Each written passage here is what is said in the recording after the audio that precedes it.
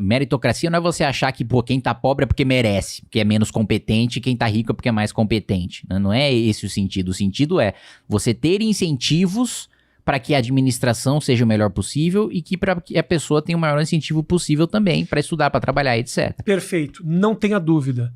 Agora, para que você, se realmente a chave é uma mudança na educação, é uma mudança muito, muito demorada, complicada e que exige um investimento. Só... Existe uma mudança de mentalidade pra caralho de administradores e tudo mais.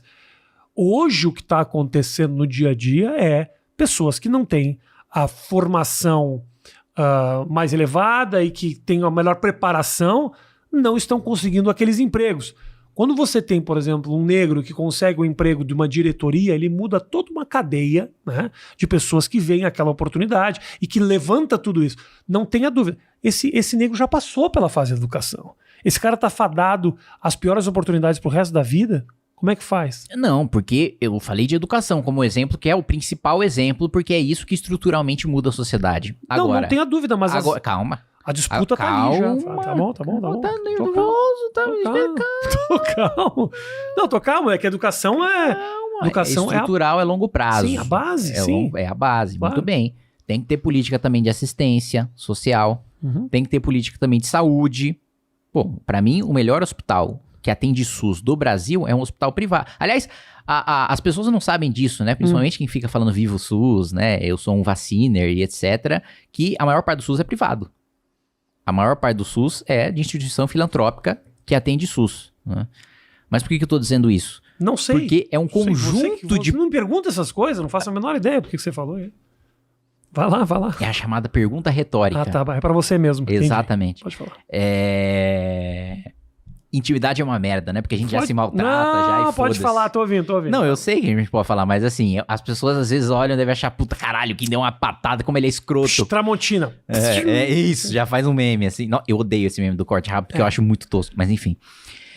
O que eu tava falando mesmo? Que é um conjunto de políticas públicas, né, que ajudam a diminuir a desigualdade. E perspectivas para crianças, por exemplo, ou perspectivas para jovens, etc. Eu, por exemplo, quando tava lá estudando em Indaiatuba e tal, a filial da Globo lá na minha cidade era a EPTV, né, lá em Campinas. E aí tem um concurso de... Não sei se tem ainda, mas na minha época tinha um concurso de redação da EPTV, que a melhor redação você ia conhecer o Tarcísio Meira. Não...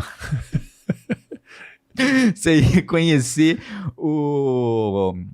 a redação lá da EPTV, né? A câmera, etc, né? O que hoje, parando pra pensar, é uma bosta, né? Porque você foi ver um monte de câmera parada. Mas eu fiz redação pra caralho pra poder conhecer aqueles estúdios e nunca conheci. Mas isso me ajudou muito a ler e a escrever.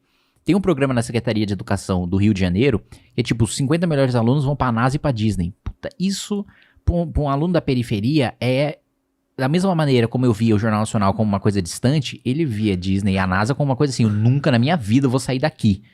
Sim. E ele passa a ter uma perspectiva, que é exatamente isso que você tá falando.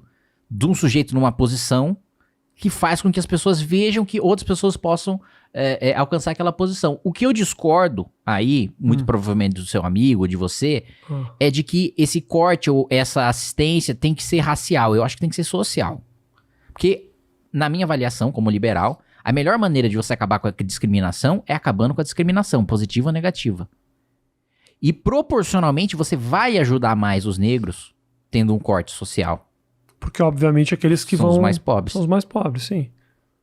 Sim, não tenha dúvida. Não, talvez eu ter usado a questão racial não tenha sido...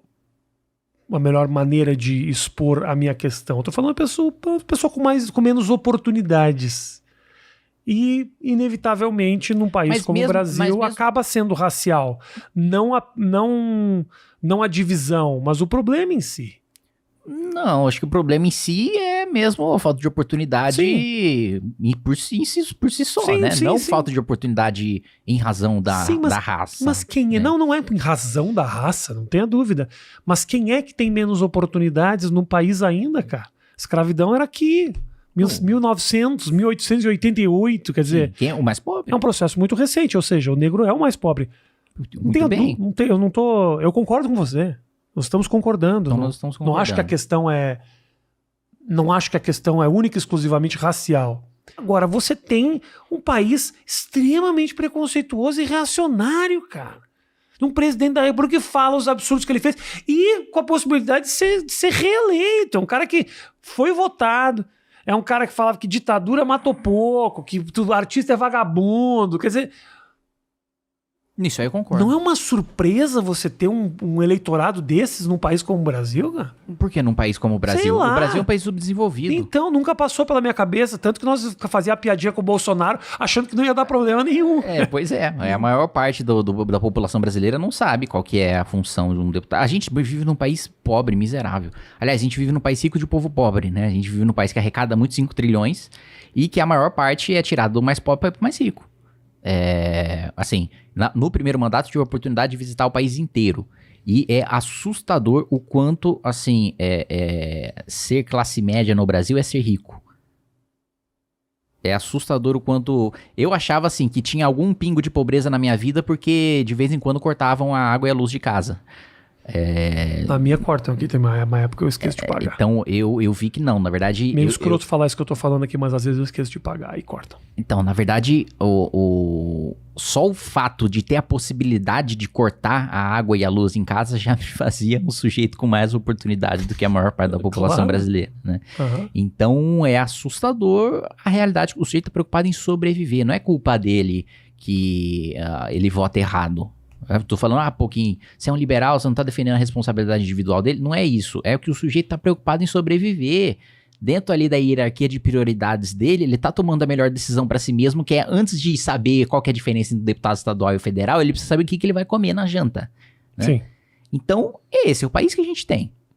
E esse país que a gente tem é o país em que o Bolsonaro consegue viralizar que o PT entrou no TSE pra tirar uma reclamação do Janones de um vibrador que quebrou porque ele botou leite condensado.